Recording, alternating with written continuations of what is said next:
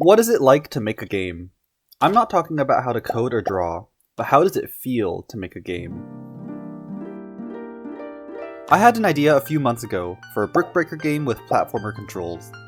Ideas are a dime a dozen, and I literally had a few dozen on the same page. But this one, for some reason, was calling out to me. And that's how I began making Sugar Shatter.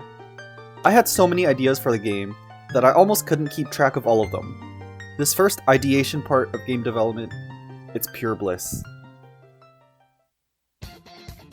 First things first, I'm using my own custom engine, so I'll need to start with absolute basics, rendering cubes and simulating physics.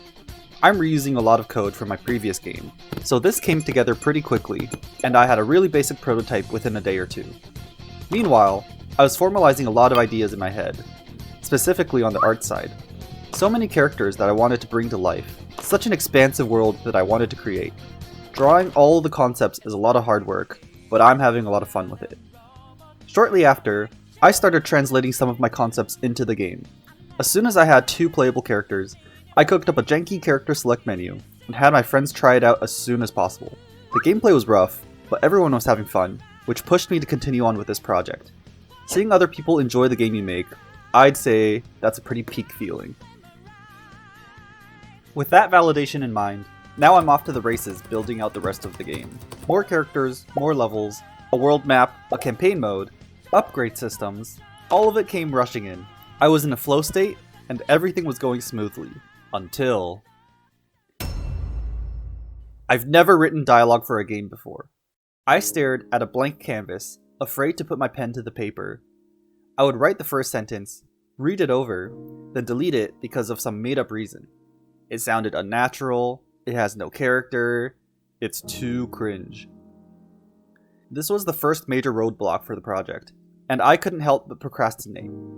I was still gliding through my other features, but this one thing kept lingering. Everything was ready and polished, except my characters were still wordless statues in an empty world.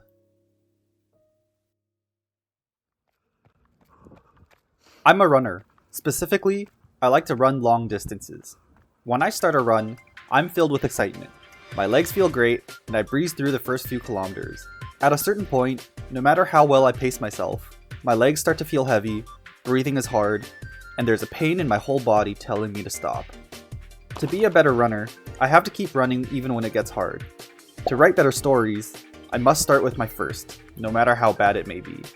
The fear of rejection, of embarrassment, of failure. I pushed past it all to finally put words onto the page. After a few weeks, I finally put together my first build and got it playtested. Most of the feedback was positive, even for the story and narrative.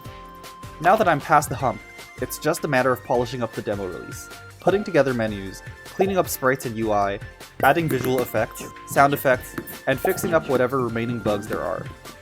With a major goal in sight, spirits are high, and I'm feeling good. Finally, the day comes. Months and months of work leading up to this moment. I press the big green release button, and for a brief moment, I feel a sense of relief. A short respite, before I'm launched into a sea of more work. Marketing, creator outreach, social media posting, TikToks, new trailers, and new capsule assets, on top of the actual game development work I have to continue doing. 2 weeks after launching my demo, and what is the result? All of that hard work for 100 wishlists. How? Did I do enough marketing? Does the game not look fun? Did I time my launch wrong? Is my game just bad? I don't look at anything as failure. Because when you're going to try to do something, not trying is failure. That's not some... So what now? Maybe no one wants to play a breakout fighting game. Maybe AI could make a better game than me in less time. Maybe I'm not good enough to make games for a living. The only thing I know for certain is that I'll do it anyway.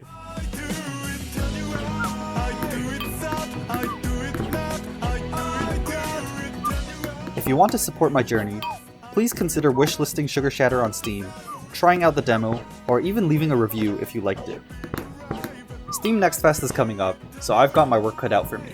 Subscribe to stay tuned for more updates.